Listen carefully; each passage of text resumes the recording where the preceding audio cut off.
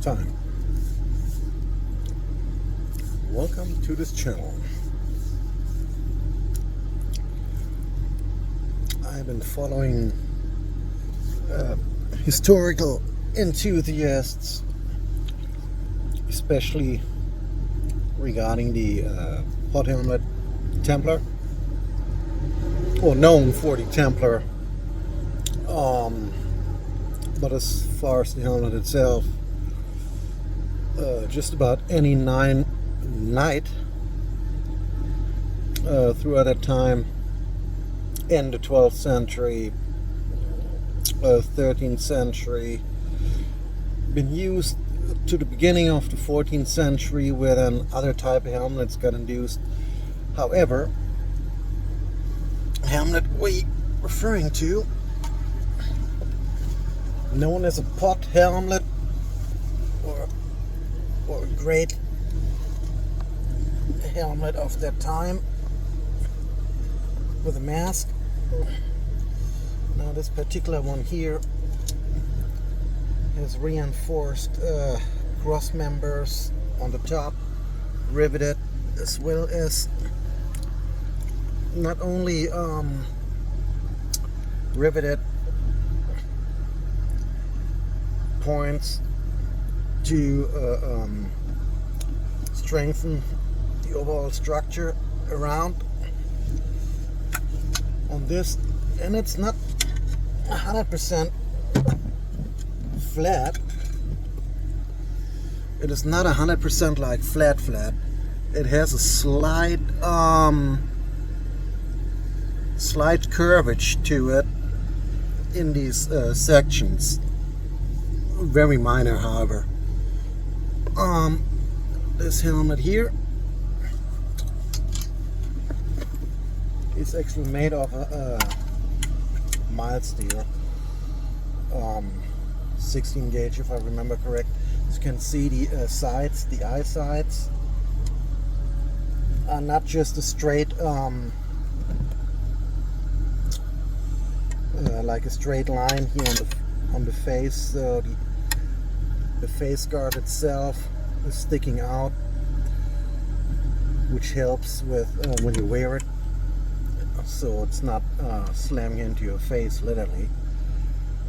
Now the question is, why did they design this helmet the way they did? As we know from the Norman, Battle of Hastings era, we had already like conical shaped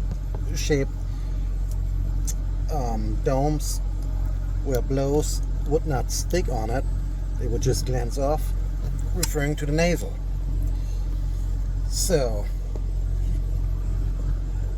now the only conclusion that I could come up with, as we know from bio tapestries, medieval paintings and such, these type of helmets have not only been worn by knightly class on horseback, which the main presumption of this design would be suitable for horseback. However, on foot, there have been fighting or depictions of medieval knights wearing this through a foot combat as well. Now, as far as the design of this reproduction, it does have the liner with this, I'm just going to call it like a spider net, which is essentially a floating device, so your head is not sitting completely against this metal here to absorb shock of this. So now you would not wear it just by itself. Historically, you would wear this type of helmet, which of this 16 gauge mild steel, now in modern terms, is way superior to what would have been available in that time. And this helmet is safe enough for like not only reenactment purposes, but also to study the medieval arms and armor in their historical context. So do I feel. The breadth, all these holes. If you wear it, it would be now worn like this, but with an arming cap, of course, and a coif over this. This by itself is not how you wear it. You could wear also arming cap and a secret helmet like a skull cap under the arming cap. Then you would hit here, protection, and this helmet here, I don't have it measured for it on the inner circumference. That's why it does not slide all the way over up. But either way, let's per se, I would have that custom measured, this helmet, with wearing this over an arming cap, or even a medieval cotton or linen cap, but mainly arming caps for added cushion, and this under a coif. Then I would hit essentially a 3-layer protection with it. So if I would get that like literally custom ordered, this one here, I just got it in my collection, came through a let's just say mass manufactured shelf, but it does wear fine with me just wearing the arming cap and my coif over it. So in that case it fits just perfectly fine. However, now historically spoken, those would have been the two ways how you could wear these helmets. Your coif, which is essentially male riveted. Let me see, I have it up here actually in my on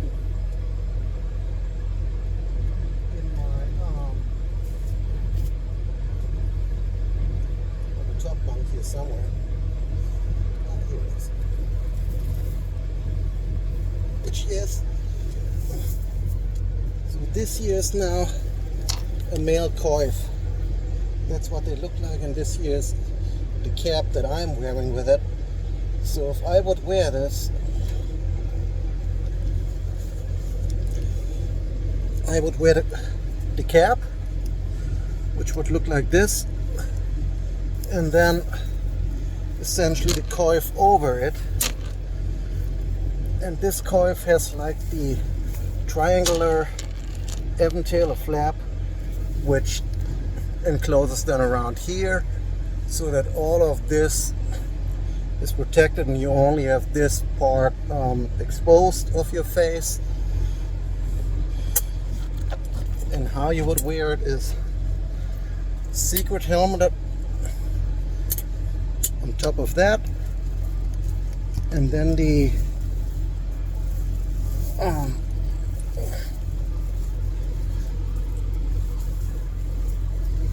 and then you would wear the which I'm not gonna do because my shirt right now is a little bit oily.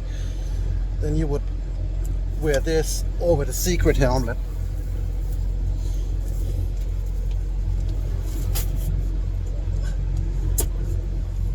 Which the secret helmet is now like 18 gauge mild steel. It adds an added layer of protection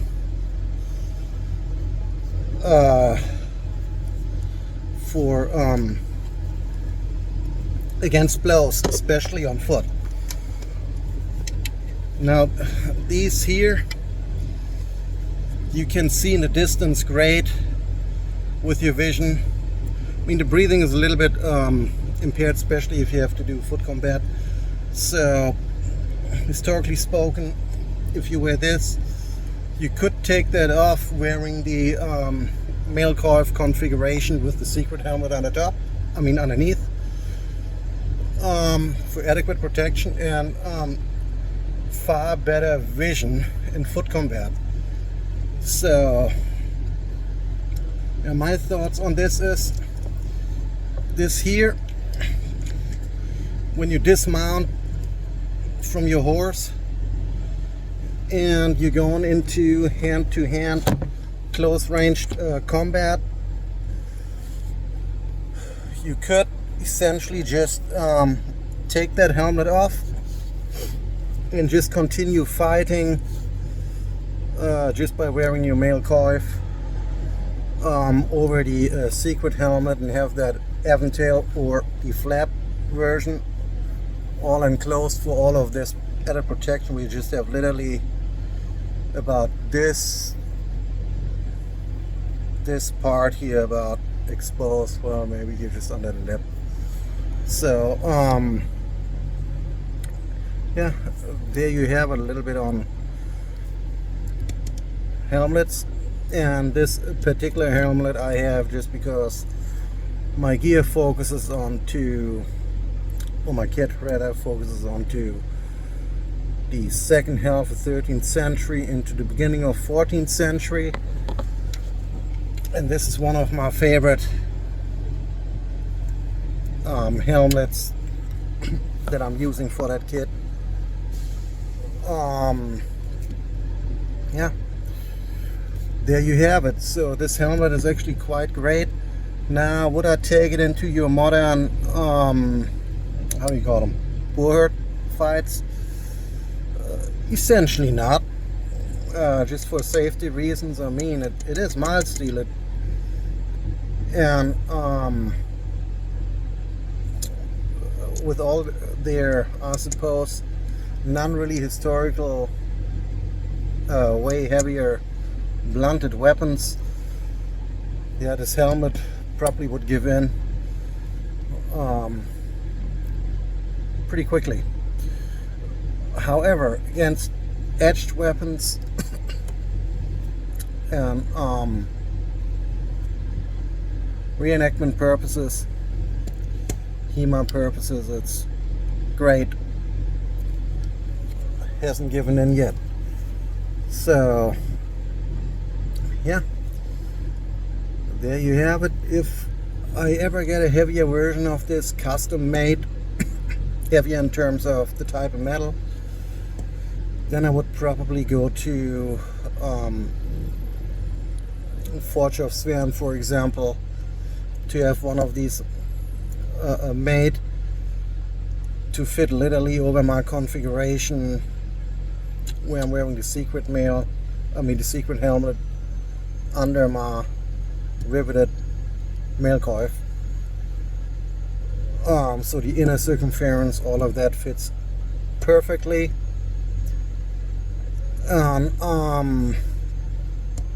Would make that then of maybe 2mm hardened tempered steel, which beginning 14th century, actually the French were the first ones that came out with a way to do a tempered steel. May not be 2mm, but a millimeter and a half at the time, who knows. Yeah, anyhow, my thoughts is this probably was a quick way to be produced, and with the main thing kept in mind for mounted knights primarily, even though dismounted knights that use them too. Now, man-at-arms, I want to say possibly used more like the nasal helmet and kettle helmet that started coming out around the 14th century more predominantly. Yeah, overall, this helmet style, for me personally, is great. amazing. It has a character to it. So yeah, I personally love it. There you have it. Tune in for more, and don't forget to put your thoughts on this particular helmet style as well, and what experience you might have had with it.